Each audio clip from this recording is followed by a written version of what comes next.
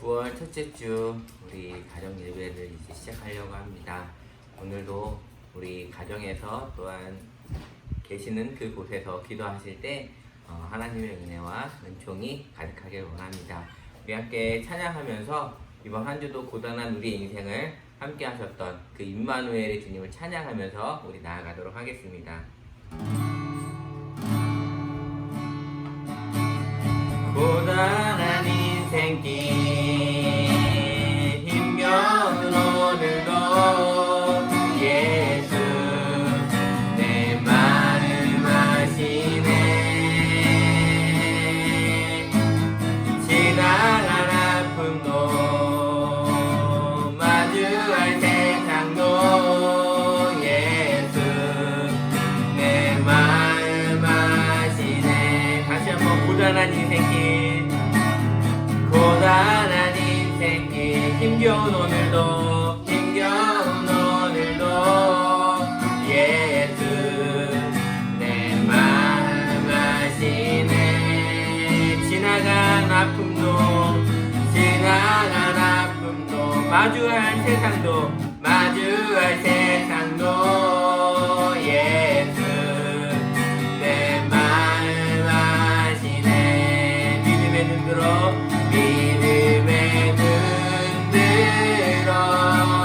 주를 보리. 이 또한 지나가리라. 주어진 내 삶의 시간 속에 주의 뜻 알게 하소서. 하루를 살아도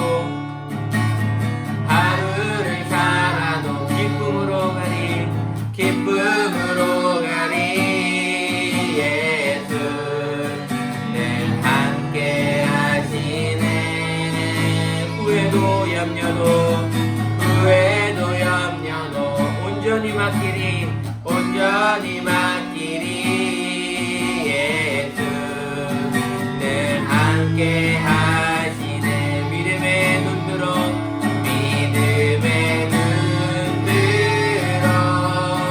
주를 보리.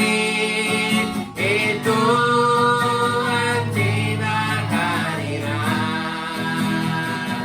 주어진 내 삶의 시간 속에 주의 뜻 알게 믿음의 눈 들어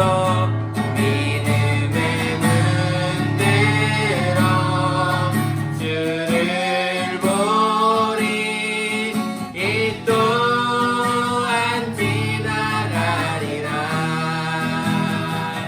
주어진 내 삶의 시간 속에 주의 뜻 알게 하소서. 하나님 아버지, 오늘도 이 시간 우리의 분주한 눈들을 하나님께로 향합니다. 세상을 바라보고 문제들을 바라보고 세상의 소식들을 바라봤던 우리의 눈들이 이 시간 하나님을 다시 한번 바라보기를 원합니다. 예수님을 바라보기를 원합니다. 우리의 눈을 들어 주님을 바라봅니다. 이 시간 우리의 시선을 주님께로 향함으로 말미암아 오늘 하루를 살아가는 우리 인생에 하나님이 원하시는 뜻이 무엇인지 발견하는 이 시간이 되게 하여 주시고, 오늘 이 예배가 하나님과 소통하는 예배, 하나님이 임재하시고 함께 하시는 예배가 될 수 있도록 도와주시옵소서. 하나님, 오늘 이 예배를 통하여서 말씀을 통하여서 주님의 뜻이 무엇인지 아는 귀한 은혜를 우리 가운데 내려주시옵소서. 예수님의 이름으로 기도하옵나이다. 아멘. 여러분, 이번 한 주간 어떠셨나요? 우리의 모습, 상한 마음들 있지만 우리의 눈물, 아픔 우리 주님이 아시니까요.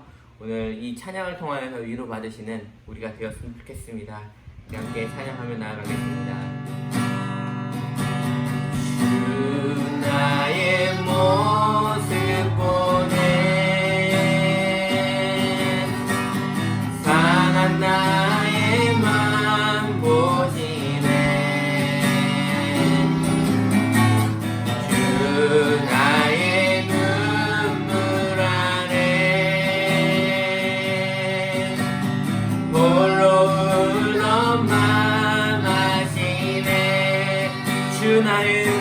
보내 주 나의 모습 보내 상한 나의 맘 보시네 주 나의 눈물 아래 홀로 울던 맘 아시네 세상 소망 다 사라져가도 주의 사랑은 끝이 없으니 살아가는 이 모든 순간이 주의 힘은 나는 믿네 주 사랑 내게 있네 주 사랑 내게 있네 그 사랑이 날 채우네 주 은혜 내게 있네 그대로 날 세우네 세상 소망 다 사라져가도 세상 소망 다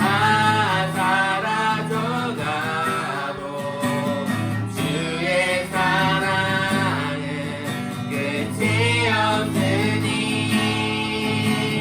살아가는 이 모든 순간이 주의 힘은 나는 믿네 여기 가사를 보면 주 나의 모습 보네 상한 나의 마음을 보시네 주 나의 눈물 안에 홀로 울던 마음 아시네 1절의 가사는 우리를 참 많이 힘들게 합니다. 하지만 그 주님이 우리의 모습을 보고 있다라는 것에 좀 위안을 받습니다. 하지만 2절에 보면 주 사랑 내게 있네 그 사랑이 날 채우네 주 은혜 내게 있네 그 은혜로 날 세우네 주님으로 말미암아 다시 회복되어 다시 한번 일어서는 우리의 모습들을 볼 수가 있습니다. 지금의 상황 때문에 힘드시고 어려우시겠지만 1절에 있는 찬양처럼 우리의 마음을 아시고 울던 우리의 모습을 아시는 그 주님이 다시 한번 주님의 사랑으로 주님의 능력으로 주님의 은혜로 우리를 채우실 것들을 기대하면서 다시 한번 우리 찬양 부르면서 우리 1절에서 2절로 나아가는 우리의 인생이 될 수 있도록 우리 기도하는 마음으로 함께 찬양하겠습니다. 주 나의 모습 보내 상한 나의 맘 보시네 주 나의 눈물 안에 홀로 울던 맘 아시네 주 사랑 내게 있네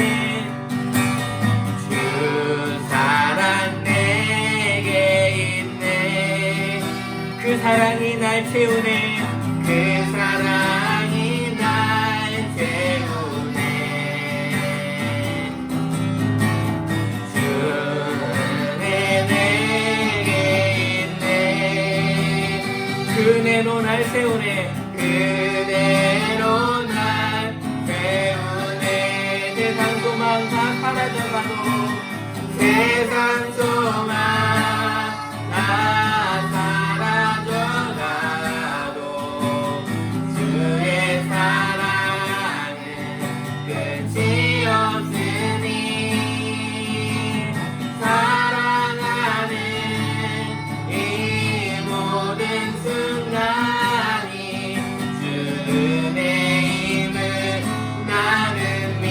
세상 소망 다 사라져가도 세상 소망 다 사라져가도 주의 사랑은 끝이 없으니 살아가는 이 모든 순간이 주의 힘은 세상 소망 다 사라져가도 세상 소망 다 사라져가도 주의 사랑은 끝이 없으니 살아가는 이 모든 순간이 주 은혜임을 나는 믿네.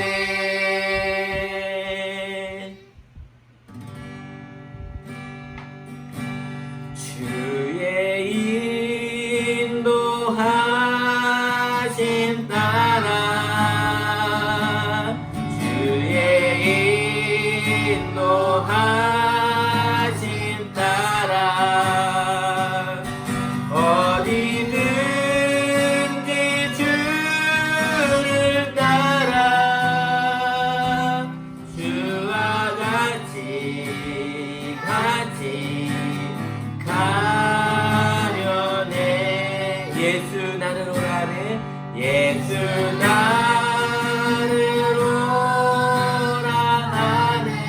예수 나를 오라네. 예수 나를 오라네.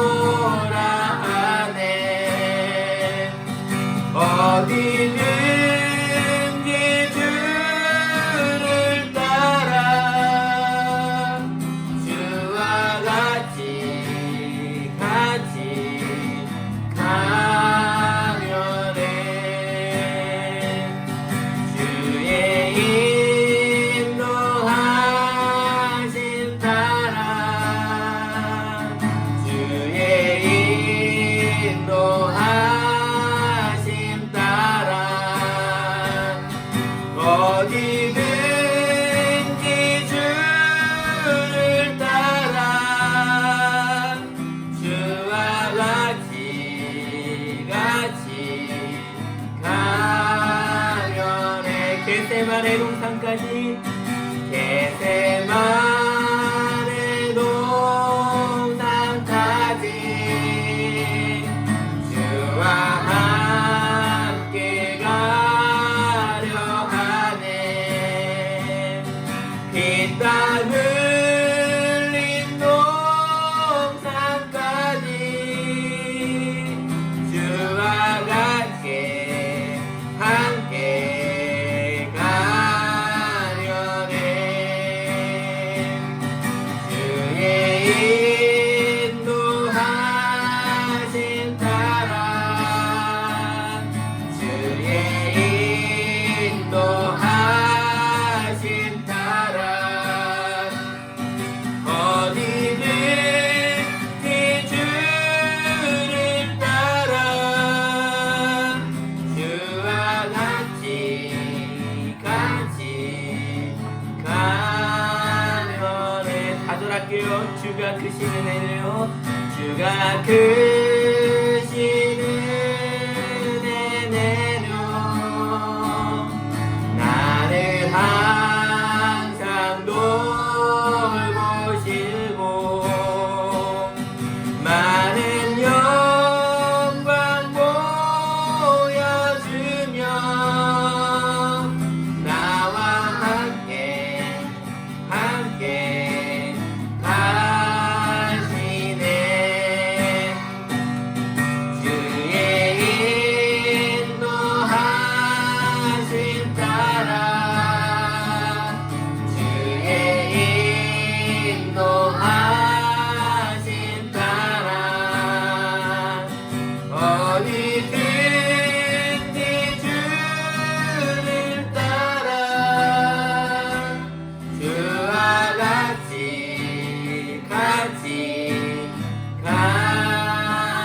가려네. 주님은 우리를 부르셨습니다. 이 땅에 부르신 이유는 이 땅에 있으면서 하나님의 아름다운 덕을 선전하게 하기 위해 우리를 부르셨습니다. 이 땅이 황무합니다. 믿는 기독교인들조차도 바로 서지 못하고 있는 이때에 우리가 다시 한번 바로 서서 이 땅을 주님께 올려드리는 우리의 모습이 되었으면 좋겠습니다. 이 땅을 다시 한번 주님의 부흥의 불길로 우리 올려드리는 우리 모두가 되길 소망합니다. 우리 마지막으로 이 땅의 황무함을 보소서 함께 찬양하겠습니다. 이 땅의 황무함을 보소서 하늘의 하나님 긍휼을 베푸시는 주여 우리의 죄악 용서하소서 이 땅 고쳐주소서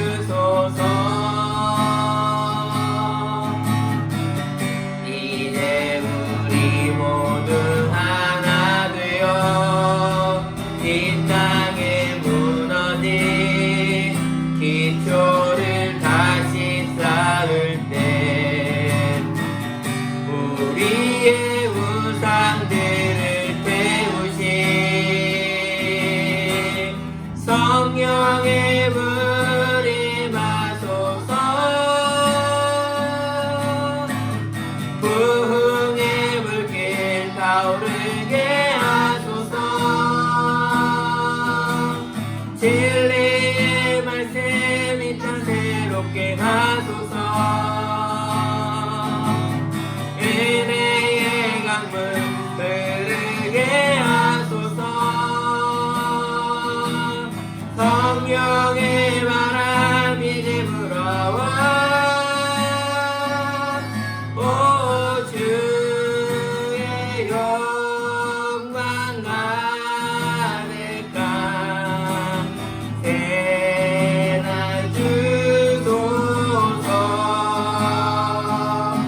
오 주님 나라의 땅에 임하소서.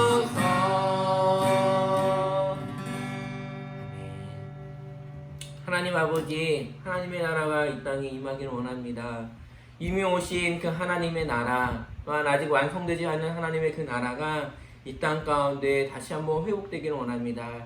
각 가정에 하나님의 나라가 임재하게 하여 주시옵소서. 우리 대한민국 곳곳에 하나님의 나라가 임재하여 주셔서 하나님의 통치를 받고 하나님의 위로와 사랑을 받는 아버지의 은혜들을 우리가 누리게 하여 주시옵소서. 오늘도 하나님, 하나님의 나라를 간구하며 사모하는 자들이 주님 앞에 나와 예배합니다. 우리의 예배를 받아주시고 우리의 예배 가운데에 하나님의 은혜와 은총을 누리는 귀한 시간이 될 수 있도록 도와주시옵소서. 하늘의 은혜를 내려주실 그 하나님을 찬양하며 예수님의 이름으로 기도하옵나이다.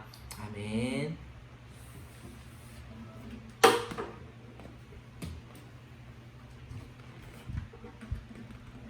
우리 함께 하나님의 말씀을 보도록 하겠습니다.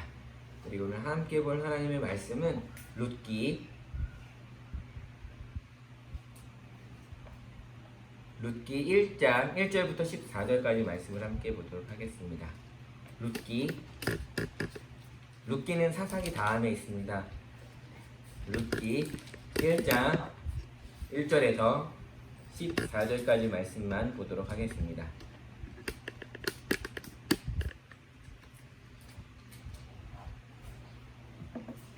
룻기 1장 1절에서 14절까지 말씀입니다. 룻기 1장 1절에서 14절까지 말씀. 제가 가진 성경책으로는 구약성경 445페이지 정도 있습니다. 룻기 1장 1절부터 14절까지 말씀 우리 찾으신 줄 알고 제가 봉독해 드리도록 하겠습니다. 사사들이 치리하던 때에 그 땅에 흉년이 드니라. 유대 베들레헴의 한 사람이 그의 아내와 두 아들을 데리고 모압 지방에 가서 거류하였는데 그 사람의 이름은 엘리멜렉이요 그의 아내의 이름은 나오미요 그의 두 아들의 이름은 말론과 기론이니 유다 베들레헴 에브라 사람들이었더라. 그들이 모압 지방에 들어가서 거기 살더니 나오미의 남편 엘리멜렉이 죽고 나오미와 그의 두 아들이 남았으며 그들은 모압 여자 중에서 그들의 아내를 맞이하였는데 하나의 이름은 오르바요 하나의 이름은 루시더라. 그들이 거기에 거주한 지 10년쯤에 말론과 기럨 두 사람이 다 죽고 그 여인은 두 아들과 남편의 뒤에 남았더라.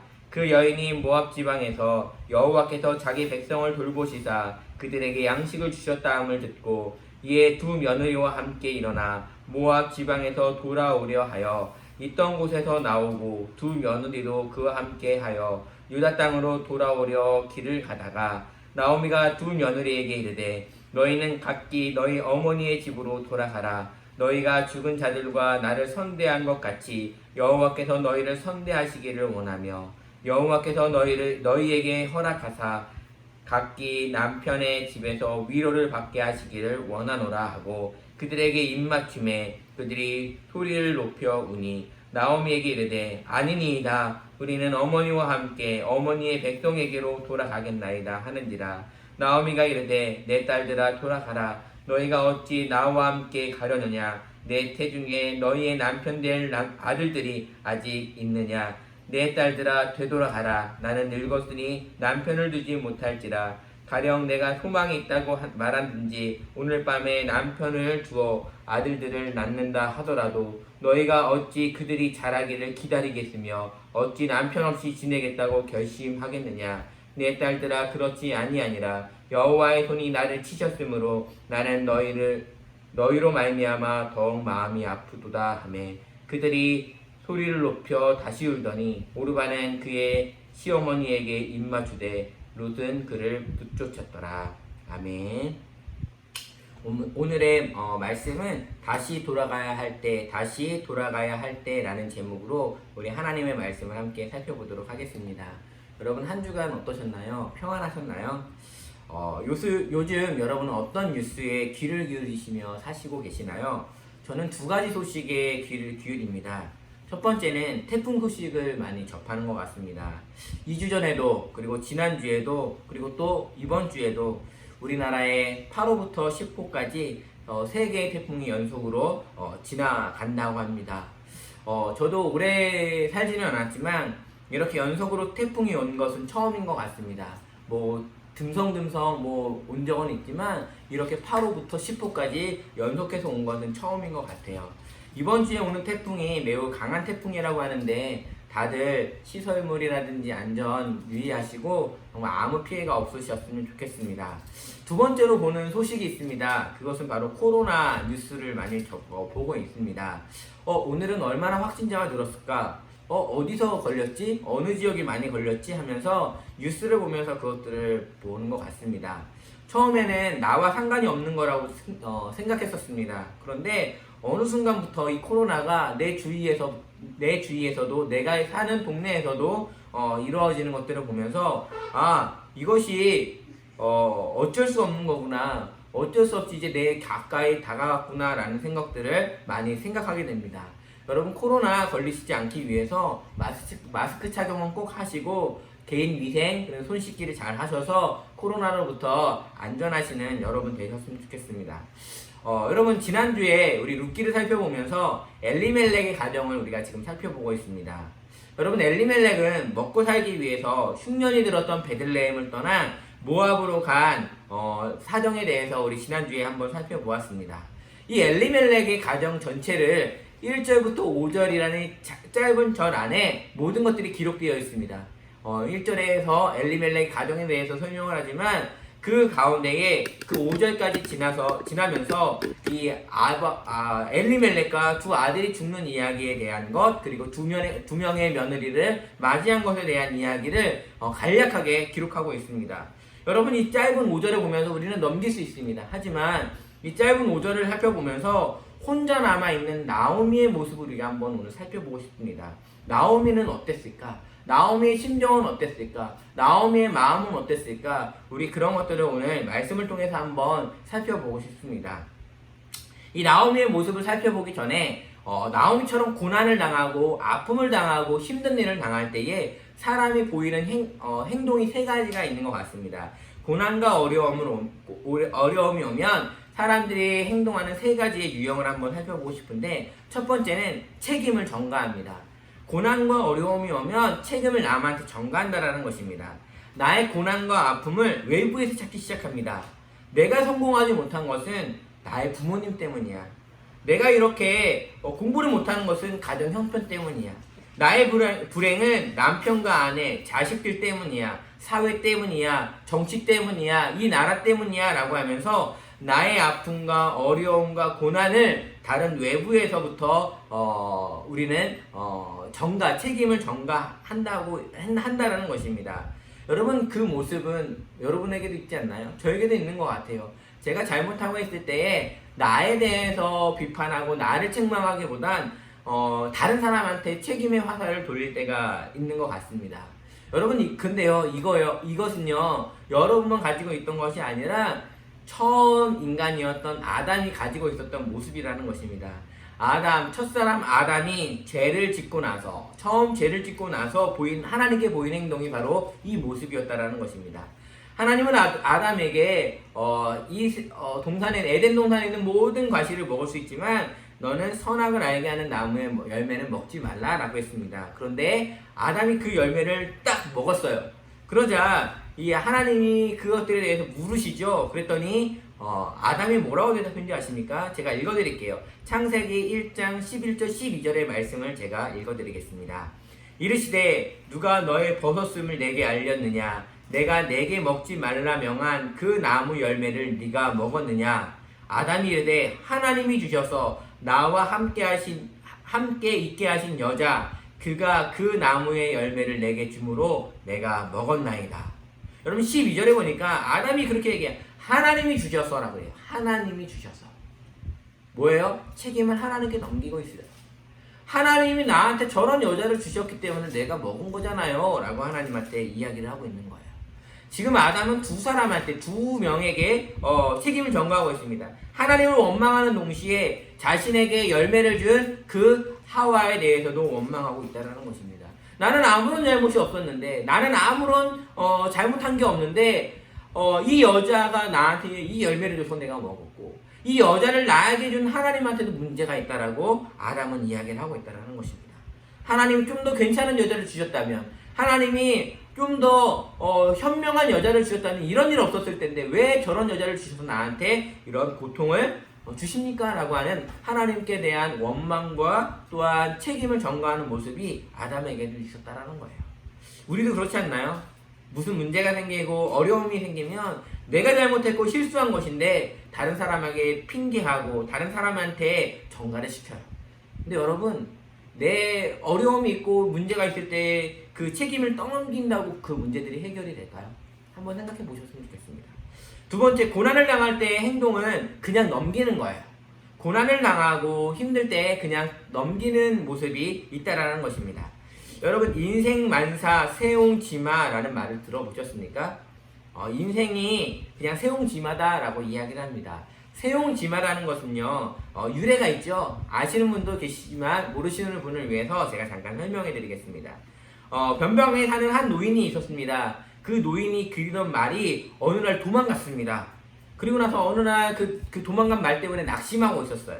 그래서 주민 사람들이 막 그래요. 아유, 그 말 재산을 잃어버려서 어떡합니까? 라고 그렇게 이야기를 합니다. 그랬더니 아유, 이것을 통해서 또 좋은 일이 생길지 어떻게 알아요? 라고 이야기를 하죠. 그런데 그 말이 다른 말을 데리고 와서 가정을 이루고 온 거예요. 얼마나 좋습니까? 사람들이 우와 이렇게 얼마나 좋습니까? 라고 이야기를 합니다. 그러면서 그 사람이 또 그러죠. 아유, 또 이것 때문에 나빠지면 또 나빠질 일도 있지 않겠습니까? 라고 얘기해요. 그의 말처럼 그 말을 타던 아들이 다리가 부러지는 사건이 일어나죠. 그러자 또 동네 사람들이 와서 그래요. 아유, 이 말 때문에 당신의 아들이 다쳐서 어떡합니까? 라고 이야기를 합니다. 그러자 노인이 또 그렇게 얘기를 하죠. 이것 때문에 또 좋은 일이 생길지 어떻게 합니까? 라고 얘기를 해요. 근데 그 당시에 갑자기 전쟁이 생겼는데 아들은 다리를 다쳐 절름발이가 되었기 때문에 전쟁에 나아가지 못했다고 합니다. 그런데 그 당시에 대부분의 사람들은 젊은이들은 전쟁에 나가서 죽었다고 이야기를 하고 있어요. 이 이야기를 통해서 사람들은 인생 만사 세옹지마라고 합니다. 좋은 일도 있고 나쁜 일도 있고 좋은 일도 있고 나쁜 일도 있다라는 것입니다. 복이 화가 되고 화가 복이 되는 것이 인생의 길흉화복을 말하고 있고, 그것은 아무도 예측할 수 없다라는 것들에 대한 이야기를 말하고 있습니다. 우리가 아까 찬양했습니다. 이 또한 지나가리라. 어려움은 지나가고 새로운 날이 올 것이라는 것입니다. 고난의 어려움을 당할 때 우리는 잊으려고 해요. 이것들이 끝난다고 생각해요. 빨리 지나가기를 바라고 있어요. 시간이 약이라는 말처럼 시간이 지나면 괜찮아질 거야 라고 얘기를 해요. 정말 시간이 약일까요, 여러분? 마지막 세 번째가 있습니다. 어려움을 당하고 고통을 당할 때 세 번째 행동하는 유형은 나 자신을 돌아보는 유형이에요. 어려움을 당하면 자신을 돌아보는 사람이 있습니다. 말과 행동, 마음 등 모든 상황들 다시 생각해 보는 것입니다. 여러분, 공부를 못한 게 부모님 잘못일까요? 부모님의 유전적인 영향도 있을 거예요. 하지만 내가 공부를 안 한 건 아닐까요? 내가 공부 안 하고 놀길 좋아하고 핸드폰을 보고 내가 다른 것들을 하느라 공부를 못한 건 아닐까요? 내가 대학에 못 들어간 거, 내가 성공하지 못한 거 외부에서 찾는 것이 아니라 나의 잘못은 아닐까요? 내가 대학에 들어가지 못하는 거 돈이 없어서 못 들어간 것이 아니라 내가 알바라도 하면서 하는 부분들이 부족해서 그런 것은 아닐까요? 여러분, 삶을 사실 하나의 조언과 말로 표현하는 것만큼 무책임한 것은 없습니다. 지금 고난을 당하고 있는 사람한테 너는 이랬기 때문에 잘못한 거야 라고 얘기하는 것만큼 무책임한 것은 없어요. 그 사람의 상황과 여건을 우리는 모르기 때문에 그래요. 하지만 그 사람들이 고난을 당하고 힘들어할 때에 그분들에게 조언할 수는 있을 것 같아요. 한번 생각해 봤으면 좋겠어. 한번 어떤 것 때문에 그런지 한번 사색했으면 좋겠어 라고 이야기를 하는 것, 그것이 정말 우리에게 필요한 것 같습니다. 고난과 어려움을 당하고 있다면 지금 멈춰서서 잠깐 생각해 보는 것, 그것이 우리에게 필요한 작업인 것 같습니다. 여러분, 아까 제가 서두에서 우리가 겪고 있는 고난에 대해서 이야기를 드렸습니다. 여러분, 코로나 바이러스 올 1월에 발생했습니다. 중국 우한에서부터 시작된 이 코로나 바이러스가 지금까지 유행할 것이라고 1월 달에 예상했던 사람은 아무도 없습니다. 여러분, 지금 그것 때문에 우리의 일상이 이렇게 망가질 거라고 아무도 생각하지 않았습니다. 어떠한 경로와 어떠한 이유에서 그 코로나 바이러스가 발생했는지 아무도 모르지만 지금 이 코로나 바이러스는 우리의 일상을 망가뜨리고 우리의 삶을 뒤흔들어 버릴 만큼 우리를 위협하고 있습니다. 여러분, 올해 우리나라에 가장 긴 장마가 왔던 해인 거 아십니까?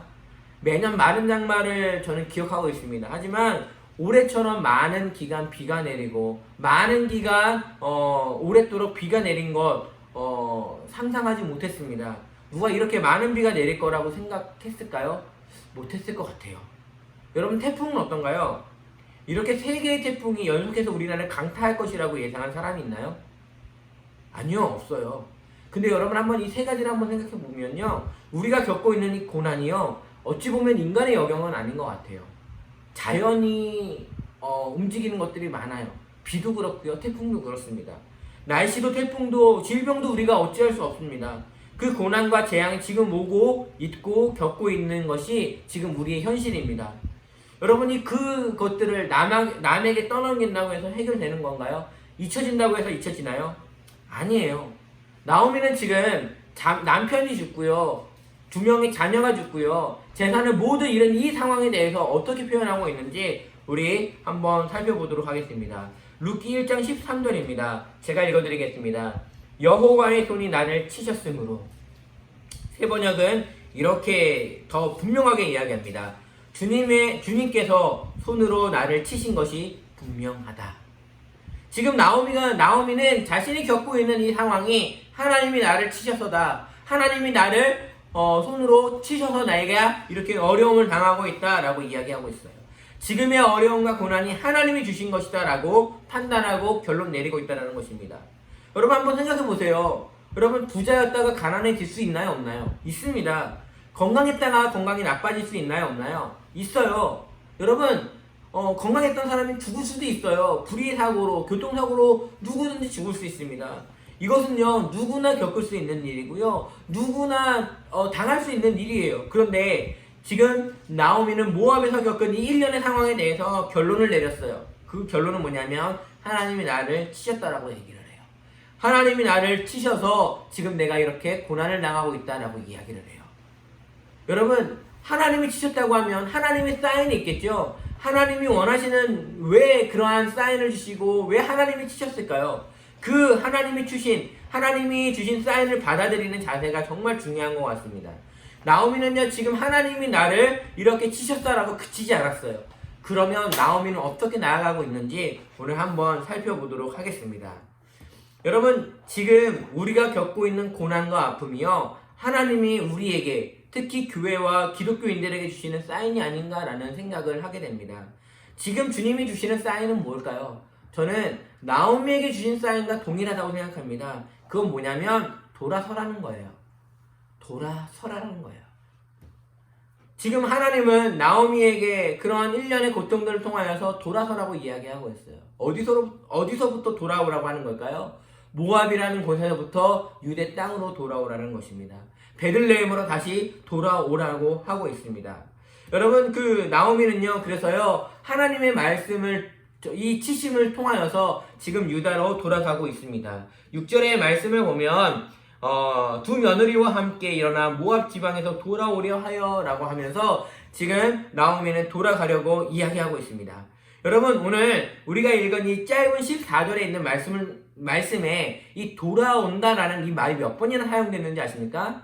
여러분, 같이 한번 살펴볼까요? 6절에 보면 모압 지방에서 돌아오려 하여, 7절에 보면 유대 땅으로 돌아오려고 길을 가다가, 8절에 보면 너희는 각기 너희 어머니의 집으로 돌아가라. 10절에 보면 우리는 어머니와 함께 어머니의 백성에게로 돌아가겠나이다.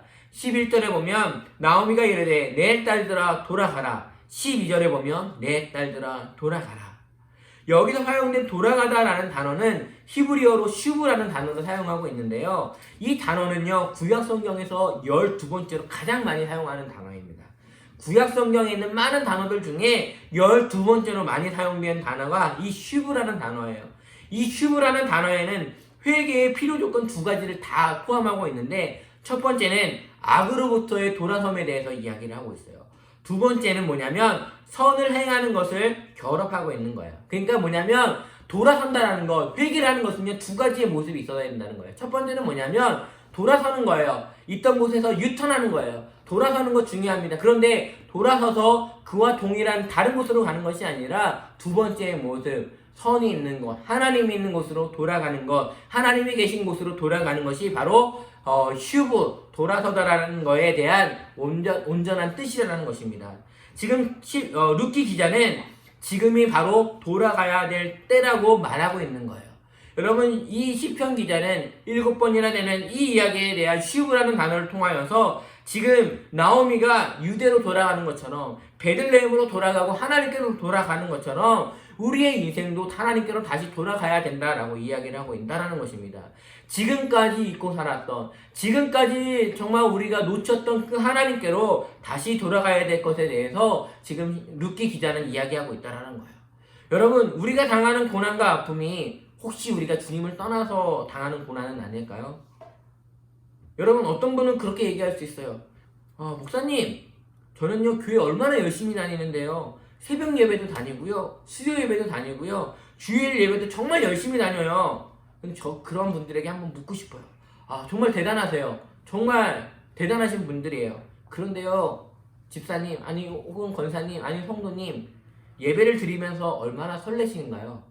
예배를 드릴 때마다 하나님이 함께 하신다라는 것을 느끼고 계신가요? 하나님이 주시는 은혜와 감사와 찬양이 여러분 가운데 있으신가요? 하나님을 만나는 것에 대한 확신이 있으신가요? 목사인 저도요, 형식에 의존한 예배를 드릴 때가 정말 많습니다. 주일이니까 교회 나가야 되고요, 내가 설교를 해야 되니까 교회 나가는 경우가 되게 많아요. 또는요, 어떤 분들은 그렇게 얘기해요. 교회를 안 나가면요, 하나님께 혼날 것 같은 기분 때문에 간다는 분도 계세요. 하나님께 벌 받을까봐 교회에 참석한다라는 분들도 계세요. 여러분, 사람은 상대방의 감정을 참 잘 읽는 것 같아요. 상대방이 얼마나 나를 사랑하는지, 얼마나 나를 만나기를 기뻐하는지, 그런 것이 가끔 틀릴 때도 있지만 그런 부분들은 있는 것 같아요. 이 사람을 만났을 때, 이 사람이 나의 말을 잘 들어주고 있구나, 이 사람이 나를 만나는 것이 정말 좋아하는구나, 우리는 그 사람과 이야기를 통하여서, 그 있는 시간을 통하여서 느낄 수 있어요. 그런데요, 사람도 상대방의 마음을 느끼는데 하나님을 느끼시지 못할까요?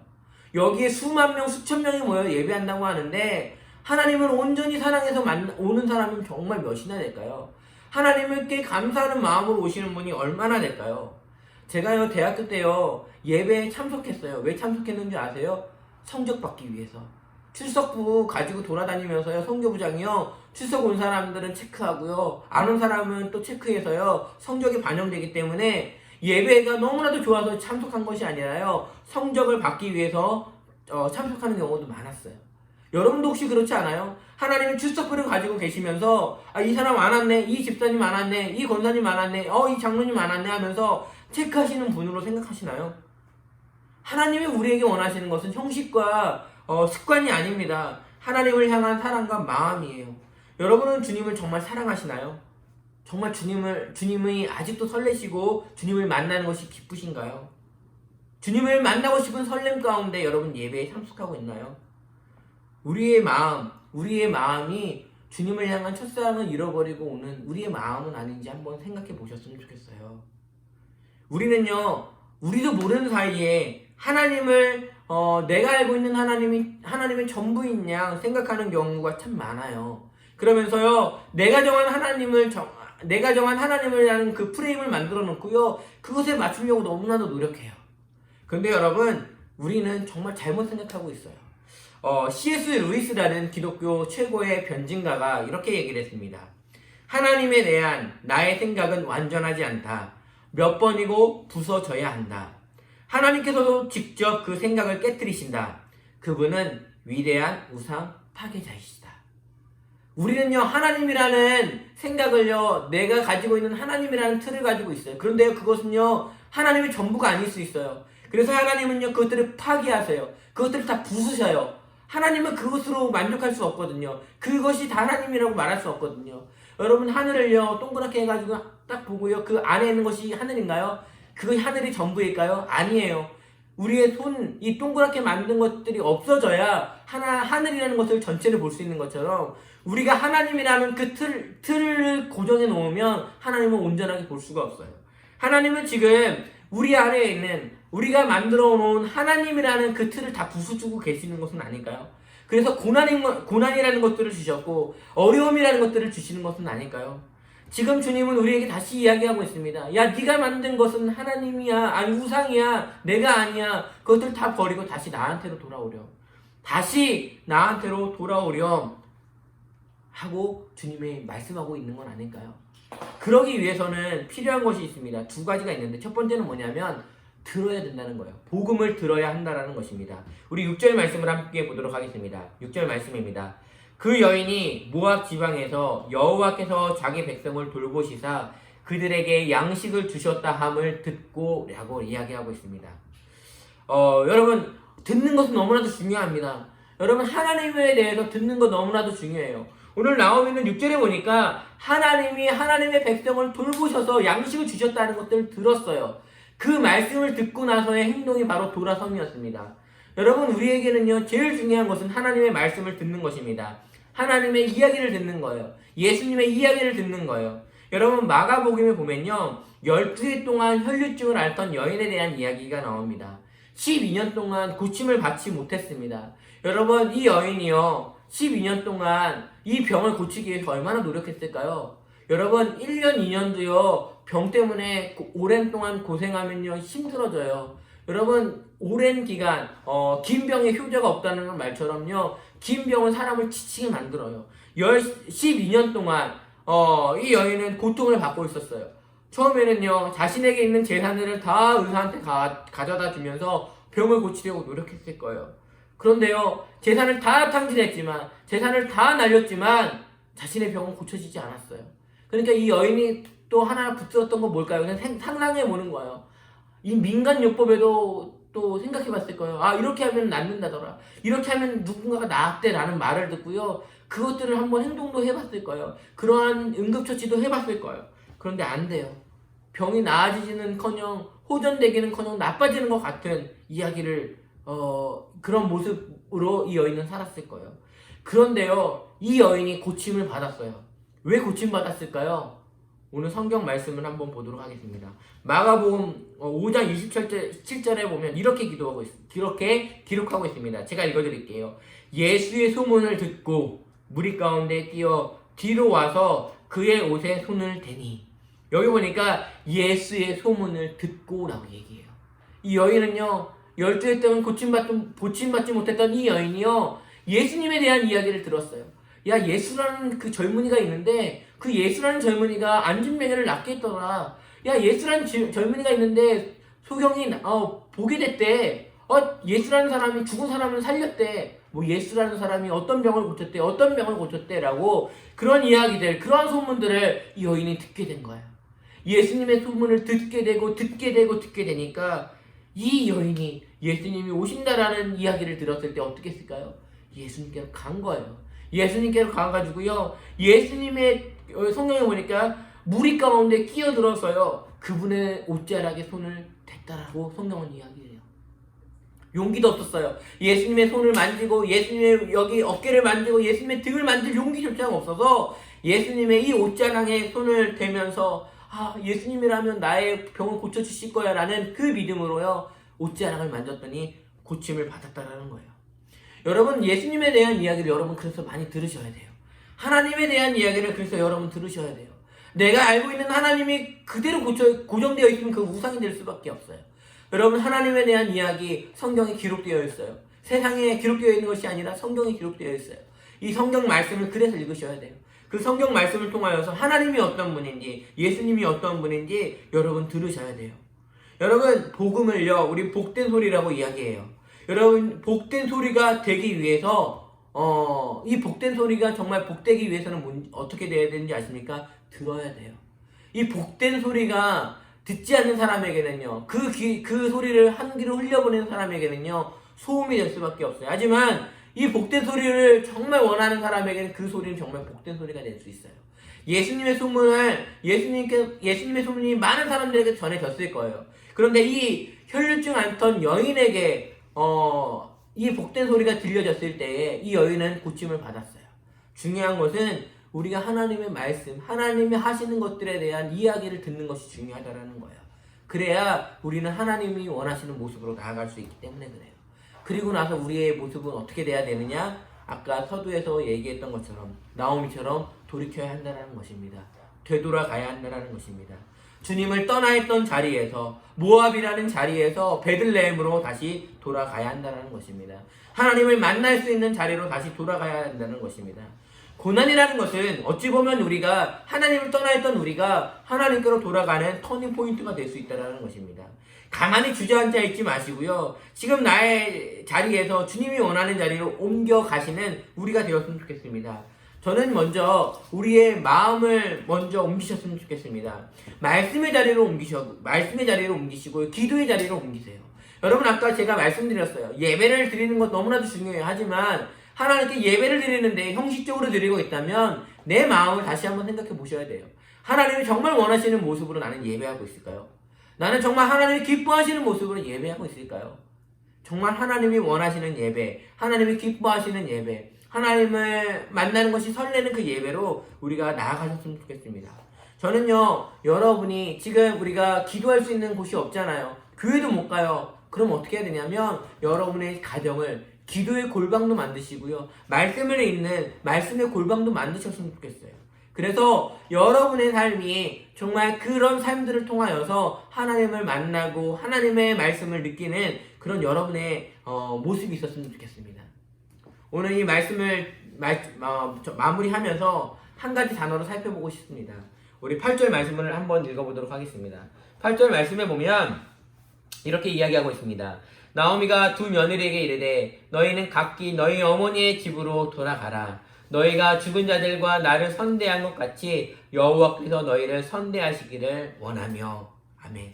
여기서 선대하다라는 단어가 나옵니다. 그것은 뭐냐면 헤세드라는 단어예요. 교회를 오래 다니신 분들은 많이 들어봤던 단어인 이 헤세드. 이 헤세드는 은혜, 자비, 긍휼 이런 뜻이 가지고 있는 단어입니다. 지금 하나님의 긍휼을 나오미는 며느리들에게 이야기하고 있어요. 너희가 나를 선대한 것 같이, 너희들의 남편과 시아버지를 선대한 것 같이, 그렇게 긍휼히 여긴 것 같이 하나님이 너희를 긍휼히 여겨주실 거예요. 너희에게 자비를 베풀어 주실 거야. 너희에게 은혜를 내려주실 거야. 지금 나오미는 다른 사람들에게 이야기를 하면서 하나님에 대한 이야기를 하고 있는 거예요. 뭔지 아십니까? 하나님은 긍휼의 하나님이라는 거예요. 하나님은요, 우리를 죽이기를 기뻐하시는 하나님이 아닙니다. 그분은요, 가혹한 신이 아니라는 것이에요. 그분은 지금 우리에게 고난을 주시고 힘듦을 주시는 이유는 뭐냐면 기다리고 계시다라는 거예요. 우리가 돌아오기를 기다리고 계시다라는 거예요. 여러분, 우리가 하나님께로 돌아가야 되는데 돌아가지를 못하니까 하나님은 고난을 주시는 거예요.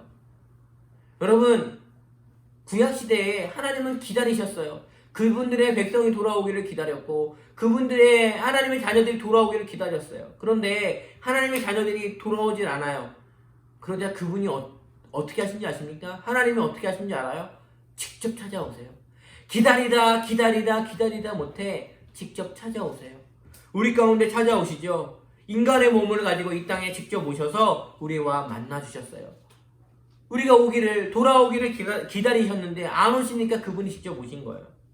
지금 저는 한국교회가 겪는 고난과 기독교인들이 받는 고난은 하나님이 아직도 우리를 사랑하시기 때문에 주시는 고난이라고 생각해요. 우리가 정말 하나님을 잘 섬기고 있었나? 우리가 정말 하나님을 정말 온전히 높이고 있었나?